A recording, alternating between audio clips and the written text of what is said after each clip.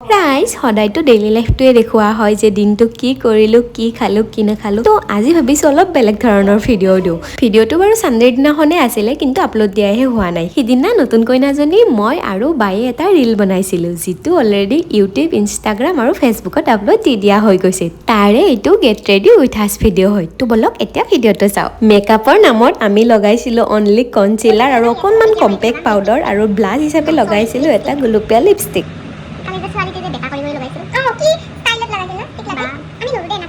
ৰাইজ মই পিন্ধিম আজি এইযোৰ কাপোৰ, আৰু আমাৰ মেডামে অলৰেডি পিন্ধিলে। পিন্ধি চিন্ধি খোৱাৰ পিছত আপোনালোকক দেখাই আছোঁ। অ'কে, মোটামুটি কাপোৰ চাপোৰ পিন্ধা ৰেডি। এতিয়া আমি এটা বোৱাৰীৰ ভিডিঅ' বনাম, মাজু বোৱাৰী, ডাঙৰ বোৱাৰী যিটো।